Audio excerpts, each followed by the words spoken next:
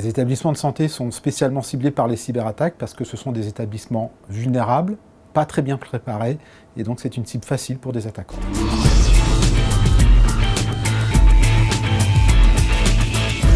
Alors la menace au niveau des établissements de santé, c'est plusieurs dizaines d'attaques par jour, par semaine. Certaines de ces attaques sont arrêtées, donc on ne parle pas de crise, et puis d'autres malheureusement dégénèrent.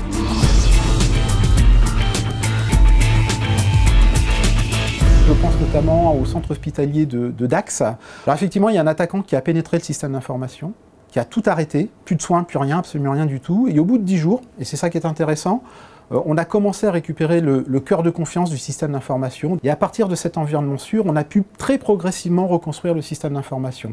Au bout de 6 mois, on est sur un système d'information et des services qui gravitent autour de ce système d'information, qui fonctionnent, mais qui restent quand même extrêmement instables. 1 an après l'attaque, l'hôpital n'a pas encore retrouvé son mode de fonctionnement nominal. Donc ce que l'on voit, et ce qu'on ne sait pas toujours, c'est qu'effectivement, il y a une première étape lors des cyberattaques qui est assez visible, parce que tout s'arrête, mais ce qu'on imagine mal, c'est le temps qu'il faut pour redémarrer un hôpital dans son mode de fonctionnement nominal. Et ça, on parle en semaines, en mois, voire en années.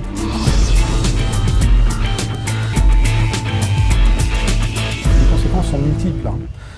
Déjà, ce qu'on peut considérer, c'est que l'hôpital s'arrête. Ça, c'est la première conséquence. Elle est visible. Et quand un hôpital s'arrête, l'impact, il est sur le patient, puisque les soins ne peuvent plus être délivrés correctement. Et donc ça, c'est déjà la première conséquence. La deuxième conséquence, c'est l'extraction des données. Ces données peuvent se retrouver sur le dark web. L'attaquant va dire « Vous me payez une rançon de tant de millions d'euros, et vos données, je ne les diffuse pas sur le dark web. » La doctrine de l'État, c'est de dire « On ne paye pas la rançon ». Pourquoi ? Parce que on peut alimenter ce trafic, et puis la deuxième raison, c'est pas parce que vous payez la rançon que les données ne se retrouveront pas de toute façon sur le dark web.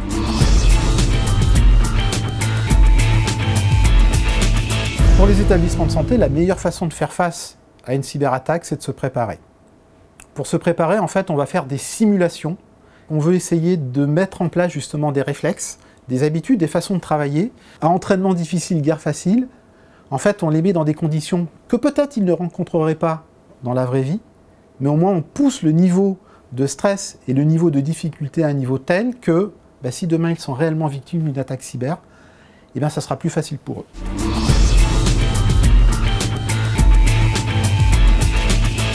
Nous, chez Orange Cyberdéfense, on est intervenu près d'une 50aine de fois en 2022 sur des crises réelles, sur de l'accompagnement à chaud, aussi bien auprès d'établissements de santé que d'autres types d'organisations.